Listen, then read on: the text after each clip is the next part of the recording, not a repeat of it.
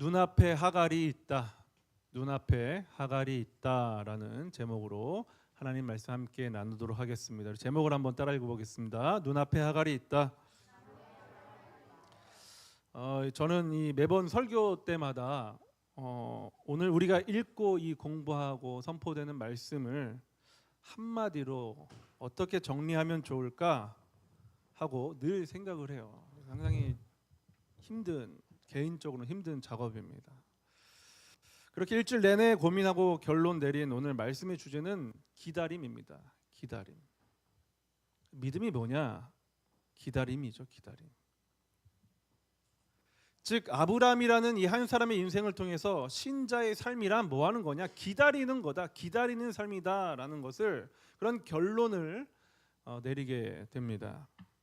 그리고 이 말씀을 준비하는 이 자료를 준비하는 과정에서 너무 좋은 책을 하나 발견했는데 저도 아직 읽어보지는 못했어요. 근데 책 그 출판사 홈페이지나 이렇게 가보면은 그 책 설명이 돼 있거든요. 그래서 그걸 보았는데 소개가 너무 좋아가지고 최대한 내용을 그대로 살려서 여러분께 소개를 해보고 싶었습니다.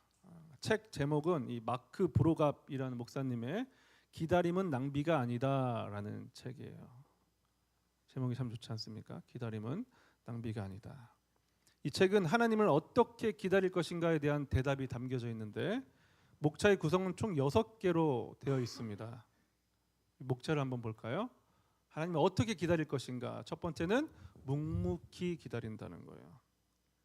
묵묵히 기다린다는 게 무슨 뜻입니까? 기다리는 건 힘들다는 거죠. 두 번째는 자주 기다린다는 겁니다. 뭐예요? 기다림은 우리 일상에서 흔한 일이라는 겁니다. 어쩌다 한 번 있는 일이 아니라 아주 흔한 일이라는 거예요. 그리고 말씀을 붙들며 기다립니다.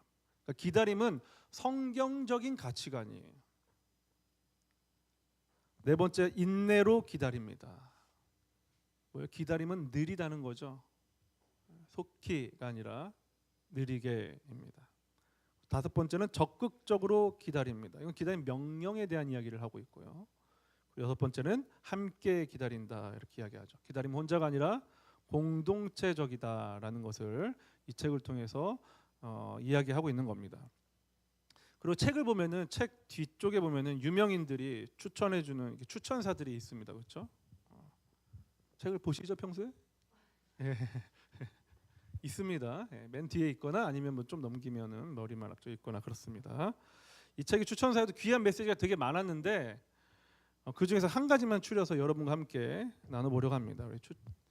한번 읽어볼게요. 시작. 현대 삶의 속도는 모든 기다림을 인생의 낭비로 보게 만든다. 마크 브로갑은 하나님을 기다리기 위한 성경적 틀을 제시하면서 기다림의 시간을 예배와 성장의 기회로 받아들이라고 초대한다. 게빈 오틀런드라는 목사님께서 이렇게 추천사를 써주신 겁니다. 아주 적절한 말인 것 같습니다. 현대 삶의 속도는 모든 기다림을 인생의 낭비로 보게 만든다. 그렇죠? 기다리는 건 비효율적이고 낭비 같아 보이기 때문에 이렇게 말을 한 것 같습니다. 오늘 제가 여러분에게 소개한 하나님을 어떻게 기다릴 것인가에 대한 답을 담은 책 기다림은 낭비가 아니다를 이 아브라함, 오늘 말씀의 주인공으로 등장하는 이 아브라함과 연관지어 보고 싶었어요. 여러분, 아브라함은 기다림에 있어서 어떤 사람일까요? 잘 기다리는 사람이었겠습니까? 아니면은 잘 못 기다리는 사람이었겠습니까? 잘 못 기다리는 사람이요. 잘 기다리지 못하는 사람이라고요. 그렇다면 이제 대상을 바꿔서 한번 질문해 볼게요. 오늘 저와 여러분은 잘 기다리는 사람입니까? 아니면 잘 못 기다리는 사람입니까? 잘 못 기다린단 말이죠. 그렇죠? 엘리베이터 버튼, 닫힌 버튼 한 번이라도 눌러보신 분들은 양심의 고백을 하시기 바랍니다. 잘 못 기다린다 이거예요. 말씀을 붙들고 묵묵히 인내로 하나님을 신뢰하며 여러분 기다리는 삶을 살고 계십니까? 아니면 조금 답답해지면은 조금만 상황이 길어지면은 기다림을 포기하고 다른 방법을 찾고 계십니까? 성경은 바로 그러한 모습을 한 사람 아브라함을 통해서 보여주고 있습니다. 자, 오늘 본문을 보니까 아브라함은 하나님의 약속을 잘 기다리지 못하는 사람이었습니다. 그런데 단순하게 아브라함을 조급한 사람으로 치부해 버리기에는 아브라함 입장에서는 억울한 일이 좀 많을 것 같다는 생각이 들었어요. 그러니까 아브라함의 상황을 잠깐 한번 살펴볼게요. 여러분, 하나님께서 아브라함을 갑자기 부르셨어요. 우르라는 땅에서. 이때 하나님 아브라함에게는 자식이 없었는데 나이가 75세였습니다. 몇 세라고요? 75세. 이때 하나님께서 부르셨어요. 75세 동안 75년 동안 하나님과 전혀 상관없는 삶을 살고 있다가 갑자기 하나님께 75세 그를 부르셨습니다. 그리고 하나님께서 고향을 떠나서 내가 약속한 땅으로 가라라고 말씀을 하셨죠. 그동안 우여곡절이 있었지만 그때마다 하나님은 아브라함을 타이르셨어요. 믿고 기다려라, 기다려라. 때로는 말씀으로, 또 때로는 환상 가운데, 또 심지어 짐승을 쪼개가지고 우리 지난주 본 것처럼 짐승을 쪼개어서 횃불을 지나가게 하여서 하나님의 약속을 증명하기도 했죠. 그렇죠? 그런데 아직도 아들을 주지 않으셨다고요. 증명까지 해주셨는데 아직도 아들을 안 주신 거예요. 그러니까 이 정도로 뭐 말씀도 주시고 약속도 해주시고 환상도 보이시고 증명까지 해주셨으면은 약속하신 대로 아들을 주셔야 되는데 아들을 주지 않으셨단 말이죠. 그렇게 보낸 약속의 땅 가나안에서 보낸 세월이 얼마인지 아십니까? 10년입니다. 10년. 하나님 약속 듣고 하나도 이루어지지 않은 게 10년이라고요. 그동안 아브라함은 75세에서 85세가 되었고 그의 아내 사라는 75세가 되었습니다. 그러면 10년이라고 10년. 10년이면 많이 기다린 거 아니에요, 그렇죠? 군대 간 친구, 그 남자친구 2년 3년 기다리는 거 쉬운 일이 아니잖아요, 그렇죠? 10년이면은 사람이 기다릴 수 있는 시간을 이미 넘었다고 봐도 무방할 것 같습니다. 그 정도면 다 이해할 만한 시간이에요. 이쯤 되면은 기다리는 것이 아니라 포기하거나 다른 어떤 대안을 찾아봐야 할 것 같습니다. 10년을 기다려도 아무 일이 일어나지 않자 이 아내였던 사라 같은 사람입니다. 사라나 나중에 이름이 좀 변경되긴 하는데 한 가지 제안을 하죠. 그리고 그 제안은 너무 현실적이고 합리적이고 설득력이 있는 그런 제안이었습니다. 그게 무엇입니까? 바로 하갈이라는 몸종을 주는 겁니다. 자, 여러분 사진을 한번 볼게요. 오늘 잘 기억하셔야 돼요. 되게 중요한 겁니다. 이 관계를 정확히 이해하셔야 됩니다. 자, 아브람 85세가 된 아브람이 있어요. 아브람에서 나중에 아브라함이로 되는 건데 똑같은 사람입니다. 85세고 그의 아내는 사라로 나중에 이름이 변경이 되는데 75세죠. 아들이 없었어요. 그러니까 어떻게 하냐면 이 사라가 자기의 하갈이라는 몸종을 남편에게 주면서 잠자리를 해서 아들을 갖도록 하자. 나는 이제 아기를 낳을 수 있는 몸이 아니니까 그렇게 하도록 합시다 하고 제안을 한 거예요. 합리적이죠, 그렇죠? 충분히 설득력이 있어요. 자, 우리 16장 3절 한번 같이 읽어볼게요. 16장 3절 시작. 그때는 아브라함이 가나안에서 산지 10년이 지난 해였습니다. 사레가 이집트인 몸종 하갈을 자기 남편 아브라함에게 주었습니다. 자기의 몸종인 하갈이라는 이 여자를 남편에게 주어서 대를 잇게 하는 거예요. 근데 당시 고대 근동에서는 이 부인이 자녀를 낳지 못하면은 다른 여인을 통해서 대를 잇게 하는 건 흔한 문화였습니다. 이상한 게 아니에요. 이 당시에는 사실 불과 수십 년 전까지만 해도 우리나라에서도 이런 일이 흔하지 않았습니까, 그렇죠? 아주 많이 있었습니다. 흔하게, 공공연하게.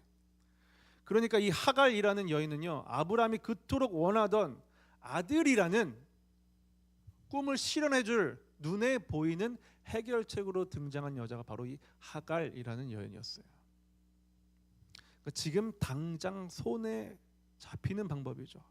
내 문제를 당장 해결해주는 존재. 그러니까 더 이상 기다리지 않아도 되는 길이 이 아브람과 사라 앞에 놓여 있었다고요. 여러분, 우리는 기다림을 포기할 때 아무것도 하지 않는 것이 아닙니다. 반드시 가장 가까이 눈앞에 하갈을 선택하게 되어 있어요. 대체할 무언가를. 하갈은 눈앞에 있었고요, 하나님은 눈앞에 계시지 않았어요. 사람은 눈앞의 것을 선택하게 됩니다. 그것도 가장 가까이 있는 것으로. 즉 아브라함과 이 사라의 이 선택은 하나님은 완전히 배제된 선택이었던 겁니다. 여러분, 세상 사람들은 이렇게 내가 원하는 것을 이루기 위해서는 여러 가지 방법을 동원하죠. 그것이 때로는 자신이 가진 지혜나 힘, 또는 주변 사람들의 힘을 빌리는 인맥 같은 것이 동원되기도 합니다. 심지어 원하는 결과를 가지기 위해서는 두 눈 꼭 감고서 편법이나 불법을 통해서 결과를 가지려고 시도합니다. 여기에는 결코 하나님이 없습니다. 여러분, 여기까지는 누구나 다 알고 있는 사실이에요. 다 그렇게 살고 있고요. 그런데 진짜 무서운 게 있습니다. 아브라함이 취한 하갈, 이 하갈이라는 방법은 단순히 세상적인 방법만 의미하지 않습니다. 여러분, 우리는요, 신앙적인 방식으로도 하갈을 선택합니다. 하나님 대신 하갈을 선택한 거예요. 신앙적인 방식으로도. 이를테면 기도, 금식, 헌금, 예배 등을 통해서 우리는 하나님을 움직여서 내 뜻대로 조정하려고 한다고요. 그것을 당기려고 한다고요. 여러분, 기도, 금식, 헌금, 예배 다 좋은 거 아니에요, 그렇죠? 신앙에서 매우 중요한 요소입니다. 근데 요거까지 이용하는 게 저와 여러분이라고요. 하나님께서 주신 꿈이 아닌데 자기가 일방적으로 날수를 정하는, 기도의 날수를 정해요. 자기가 하나님, 이 문제 해결돼야 합니다. 제가 기도원에 들어가 40일 금식 기도를 할 테니까 좀 들어주십시오. 40일 금식 기도하라고 하나님께서 말씀하신 거예요? 아니요, 자기 생명을 담보로 하나님께 떼쓰는 겁니다. 여러분, 성경 어디에 자기의 욕망을 이루기 위해서 40일 금식 기도하라는 말이 어디 있습니까? 있어요? 있습니까? 없어요. 근데 왜 그렇게 기도하죠? 왜 기도원에 가면 그런 분들이 많이 계실까요? 물론 간절해서 그러시겠죠. 이해를 못하는 건 아닙니다만. 여러분, 성경 어디에 헌금 많이 해서 더 많은 재산 증식을 이루라는 말씀이 있습니까? 있습니까? 있어요? 보신 적 있으세요? 근데 왜 교회들에는 그런 분들이 계실까요? 100만 원 헌금하면 1000만 원을 불려주시겠지. 새벽 예배 한 번도 안 빠질 테니까 소원을 이루어달라고 하는 건 또 어디서 배운 걸까요? 성경에 새벽 예배 10년 동안 한 번도 안 빠지고 가면 하나님께 소원을 이루어주신다, 내 자식 잘 되게 해주신다, 이런 거 성경 말씀이 있습니까? 있습니까? 원리도 찾을 수가 없어요.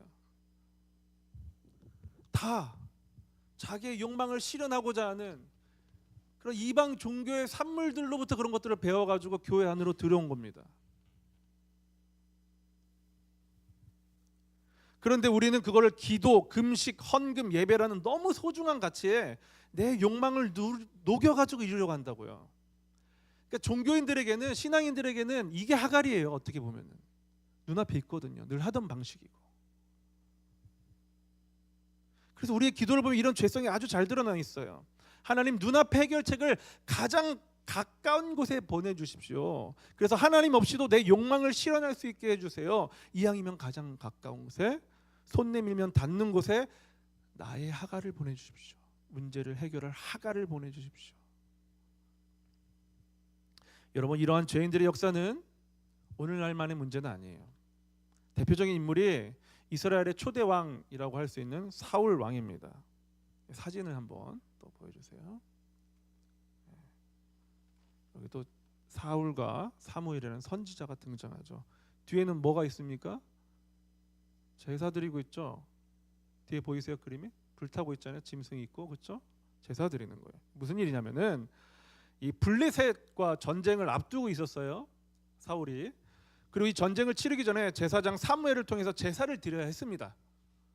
시간이 됐는데 이 선지자 사무엘이 정해준 대로 7일을 기다려야 했는데 사무엘이 7일 동안 오지 않는 거예요. 그래서 사울이 사무엘을 대신해서 자기가 제사장이 돼가지고 제사를 드리게 됩니다. 그리고 사울이 제멋대로 드린 제사가 끝이 나자 마침 또 사무엘이 도착을 합니다. 이 모습을 본 선지자 사무엘은 사울 왕을 책망하고 이 일로 인해서 그가 왕의 지위를 잃게 되고 새로운 사람이 왕이 될 것이다 라는 예언을 듣게 됩니다. 여러분, 생각해 보세요. 사울이 제사 드린 게 잘못입니까? 제사 자체가 잘못일까요? 그렇지 않다고요. 그렇죠? 제사는 좋은 거잖아요. 하나님께 드리는 거니까. 하나님께서 우리를 위해서 마련하신 방편이니까. 여러분 심지어 사울 왕은 우상에게 제사 드린 것도 아니고요. 하나님께 제사를 드렸고 제사 형식을 어긴 것도 아니었습니다. 그러나 무엇을 잘못한 거예요? 기다리지 못한 거예요. 기다리지 못한 것. 사무엘을 기다리면서 자기가 사무엘이 돼버린 겁니다. 사무엘이 해야 하는 건데. 제사라는 종교적인 형식은 있었지만 하나님의 시간보다 앞서서 자신의 욕망을 이루려고 제사를 이용한 겁니다. 그게 사울 왕의 하갈이었어요. 사랑하는 성도 여러분, 하나님의 뜻을 기다리지 못하고 내 욕망과 꿈을 실현하고자 할 때는 반드시 내가 가장 보기 쉬운 곳, 눈앞에 하갈이 있다는 것을 기억하시기 바랍니다. 인간은 강교해서요, 자기 꿈을 이루기 위해서는 자기 합리화를 서슴지 않고 시도하는데 눈앞에 하갈이 보이니까 하나님께서 주신 것이라고 우기기도 하는 존재가 바로 저와 여러분이에요. 하갈이 있었지, 하갈을 통해서 이루면 되겠구나. 겉으로 보면은 신앙생활 같지만 실제로는 하나님이 신뢰하는 것이 아니라 하나님을 이용하는 것뿐입니다. 문제는 우리의 예배, 기도, 헌금, 봉사가 아니라 이런 종교의식 등을 통해서 하나님을 신뢰하지 않고 결과를 만들려고 하는 시도를 한다는 거예요. 여러분께 여기서 당부드리고 싶은 말이 있는데요, 잘 들으셔야 됩니다. 간혹 이런 기다림의 원리를 잘못 적용해가지고 병원에 가지 않고 기도하는 방법으로 해결한다고 하는 분들이 계셔요. 너무 많습니다.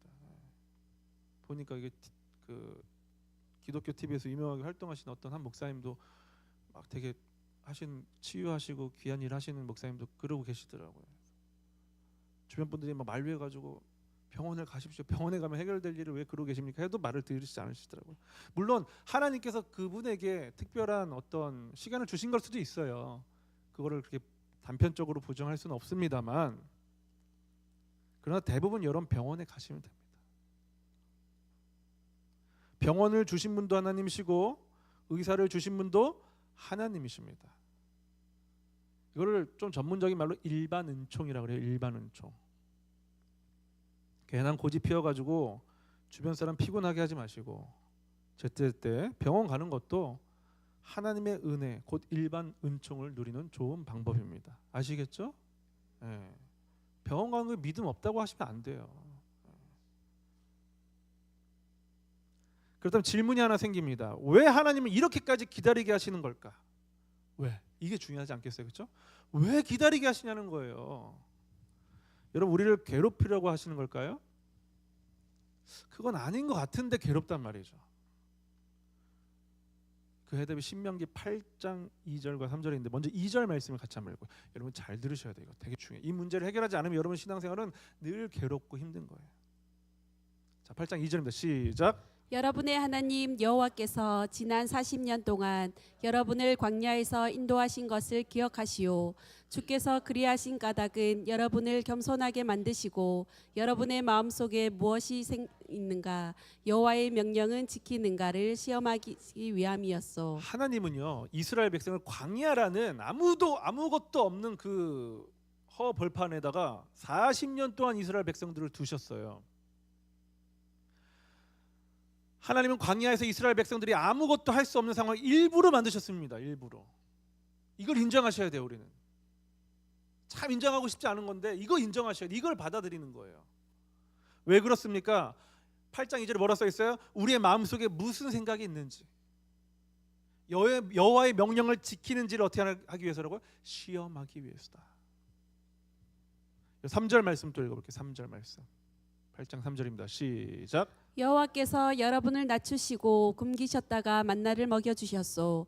만나는 여러분이나 여러분의 조상이 한 번도 본 적이 없는 것이요, 여호와께서 그렇게 하신 까닭은 사람이 먹는 것으로만 사는 것이 아니라 여호와께서 말씀하시는 모든 말씀으로 살아야 한다는 것을 여러분에게 가르쳐 주시기 위함이요. 여러분, 하나님 배고프게 하셨다고요. 일부러 기다리게 하셨다고요. 왜 그렇습니까? 사람 배부르면요, 하나님 없이도 살 수 있다고 착각하기 때문에 그런 거예요. 지금 이 말씀을 들으면서 하나님 너무하시다 하고 생각하시는 분이 계실 수 있습니다. 충분히 그럴 수 있죠. 우리가 그런 생각을 한다는 것 자체가 그런데 바로 우리가 하나님이 누구인지 제대로 모르고 인간이 어떤 존재인지도 모른다는 증거인 셈입니다. 여러분, 모든 인간은요 자기 즐거우라고 지어진 존재가 아니에요. 다시 말씀드립니다. 모든 인간은 나 즐거우라고 지어진 존재가 아니라 이 말입니다. 근데 인간이 무엇을 위해 삽니까? 나 즐겁자고 살죠. 그렇게 지어지지 않았다니까요. 여러분, 모든 인생은 하나님과 떨어져서 행복과 기쁨에 대해서 말할 수가 없습니다. 말하면 안 돼요. 그렇게 성경은 지속적으로 하나님과 인간관계를 부부의 예로 들어서 설명을 합니다. 여러분의 남편과 아내가 혹은 애인이 나 외에 다른 파트너와 함께 여행을 가고 성관계를 맺고 맛있는 음식을 희희낙낙거리면서 먹는다면은 여러분 그거 같이 기뻐할 수 있겠습니까? 기뻐하실 수 있으세요? 안 되잖아요. 왜 성경에서 계속 하나님께서 그런 예를 들어서 말씀하시는 거냐? 바로 그런 거예요. 남편인 하나님을 떠나서 누리는 그런 모든 기쁨의 관계들은 죄라고 말씀하시는 겁니다. 이걸 우리가 받아들이고 싶지 않은 거죠. 근데 이 관계가 정확히 설정이 되셔야 돼요. 신앙생활에 이 관계가 정확히 설정되셔야 됩니다. 제일 불편한 얘기예요, 이게. 성경에서 하나님은 내 소원을 좀 들어주시고 가끔 모른 척 해주시고 이렇게 해줘야 좋은 분인데 그게 아니라는 거예요. 관계가 멀어지면은 하나님께서 어떻게든 붙잡아 이끌어 놓으셔가지고 광야로라도 보내셔가지고 굶게 하신 다음에 하나님 생각나게 하신다 이거예요. 여러분, 이게 복받은 인생입니다. 그렇지 못한 인생 뭐예요? 하나님께서 버리셨다 그래요. 내버려 두셨다. 근데 우리 뭐라고 이야기해요? 하나님 좀 내버려 두세요.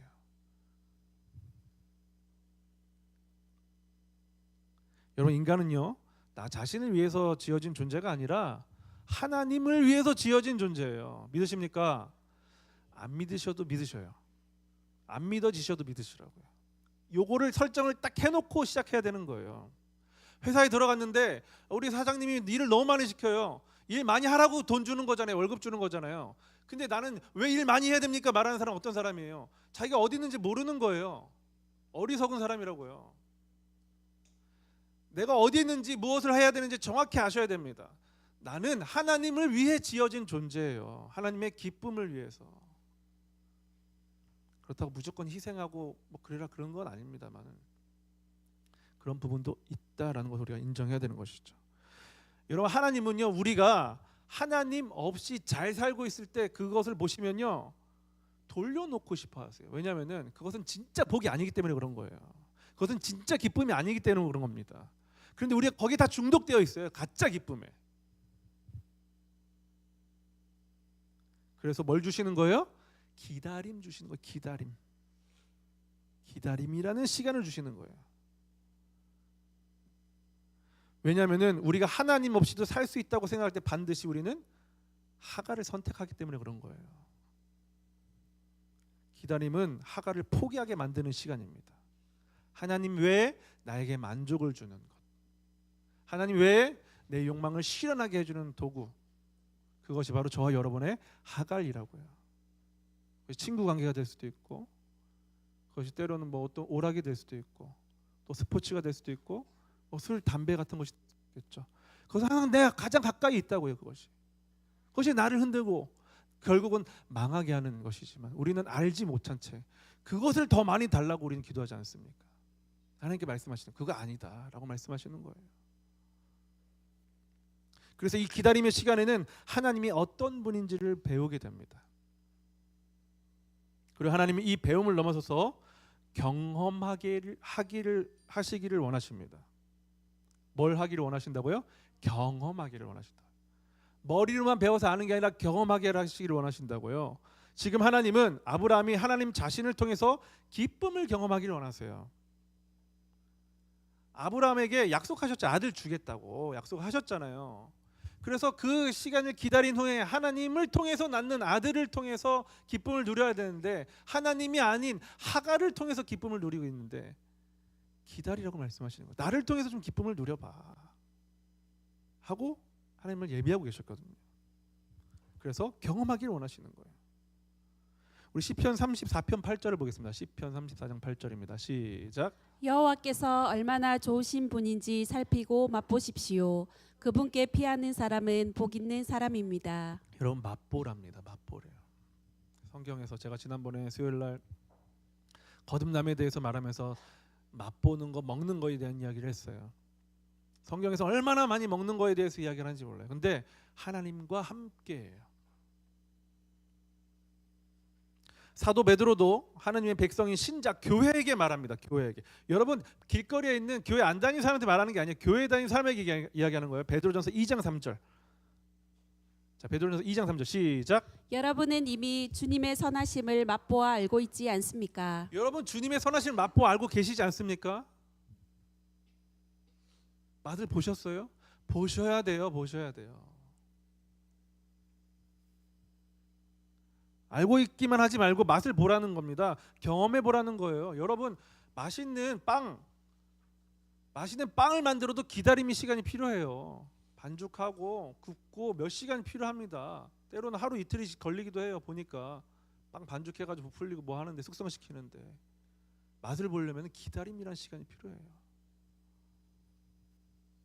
여러분 어느 교회 권사님, 어느 교회 집사님이 맛본 하나님을 듣지만 말고 직접 맛보라는 거예요. 직접 경험해보라는 겁니다. 무엇을 통해서요? 눈앞에 하갈 말고 눈앞에 보이지 않는 하나님을 기다림이라는 시간을 통해서, 그래서 기다림이 낭비가 아니라는 것을 경험해보라는 겁니다. 오늘 상당히 조용하시네요. 이 기다림이 얼마나 싫으십니까? 그렇죠?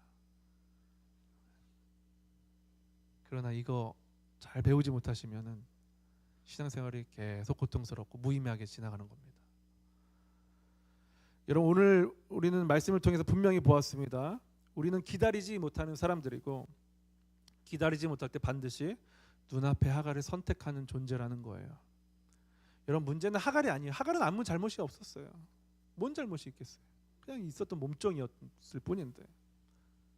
문제는 하나님 없이도 살 수 있다고 생각하는 저와 여러분의 마음이에요. 그렇다면 하나님은 이런 우리를 어떻게 하십니까? 버리십니까? 아니시라고요. 붙드시고 인도하셔요. 그리고 결국 하나님의 신실한 은혜를 고백하게 만드셔요. 시편 25편을 보면은 하나님을 기다리지 못하고 눈앞에 하갈에 흔들리는 그 실망스러운 인간을 향한 하나님의 열심과 사랑이 담겨져 있습니다. 이 시를 쓴 사람은 다윗인데요. 다윗도 우리와 똑같이 흔들리고 부서지는 사람이었어요. 그가 결국 하나님을 어떻게 고백하는지 보십시오. 시편 25편 16절부터 18절입니다. 길게 쭉 더 이야기를 해야 되는데 시간 관계상 아주 압축해서 이야기합니다. 16절 18절 같이 읽어보겠습니다. 시작. 주여 나는 외롭고 괴로우니 내게 돌이키사 나에게 은혜를 베푸소서. 내 마음에 근심이 많사오니 나를 고난에서 끌어내소서. 나의 곤고와 환난을 보시고 내 모든 죄를 사하소서. 뭐라고 이야기하는 거예요? 외롭고 괴롭고 근심이 많고 고난스럽고 곤고와 환난을 보내고 죄를 짓고. 여러분 외롭고 괴로우십니까? 여러분만 그런 게 아니라는 거예요. 다윗도 그랬습니다.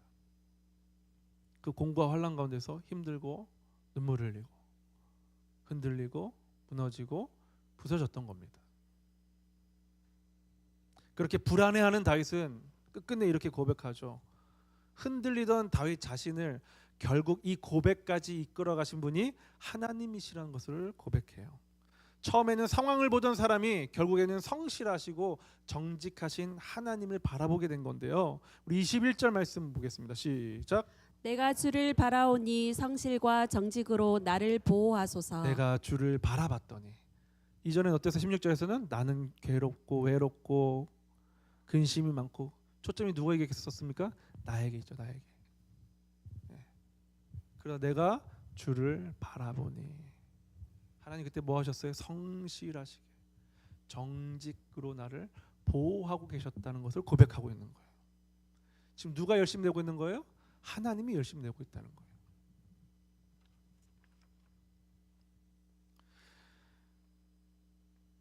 우리는 아브라함과 같이 기다림을 낭비라고 생각합니다.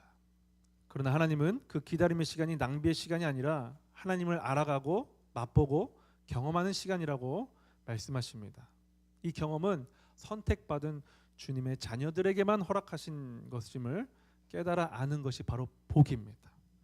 여러분, 이 시간을 저주라고 생각하시면 안 돼요. 그게 복이라고요. 그게 구원받은 백성들이 깨닫는 거예요. 이게 깨달아지면은 여러분, 내가 구원받은 자녀구나 하고 아시면 됩니다. 내가 구원을 점점 알아가는구나. 말씀을 마치겠습니다. 사랑하는 성도 여러분, 오늘 말씀을 통해서 눈앞의 하갈이 아니라 결국 하나님을 고백하게 하시는 이 하나님을 선택하는 삶이 되시기를 바랍니다.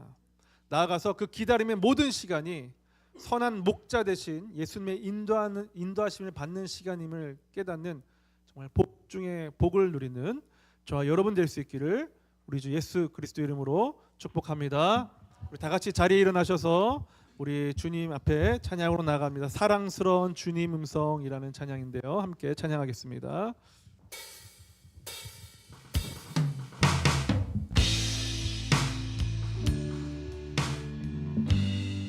사랑스러운 주님 음성, 사랑스러운 주님 음성, 당신 곁에 가까이, 당신 곁에 가까이 이끄시네. 주님 사랑을 나 누리며 그 아름다우심 나누기 원하네. 우리 다시 한번 사랑스러운 주님 음성, 사랑스러운 주님 음성. 우리 주님은 자기 곁에 가까이 두시길 원하신다고요. 곁에 가까이 이끄시네. 주님 사랑을 나 누리며, 주님 사랑을 나 누리며 그 아름다우심, 그 아름다우심 나누기 원하네. 예수 내 선하신 예수, 내 선하신 목자, 나의 앞길 아시네.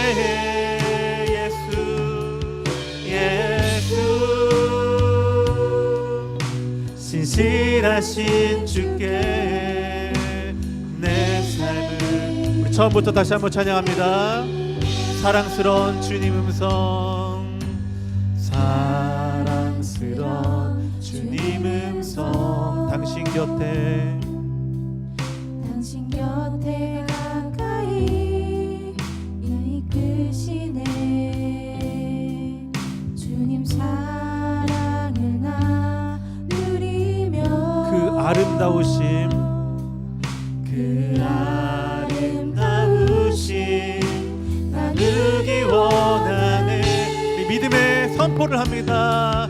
예수 내 선하신 목자, 내 선하신 목자, 나의 앞길 아시네. 예수 예수 신실하신 주께, 신실하신 주께 내 삶을 다시 한번 고백합니다. 예수 내 선하신 목자, 예수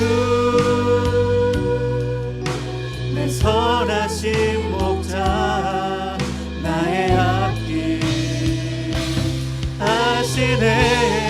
예수 예수 신실하신 주께, 신실하신 주께 네, 마지막으로 한 번 더 고백하며 나아갑니다. 예수님 나의 선하신 목자이십니다. 예수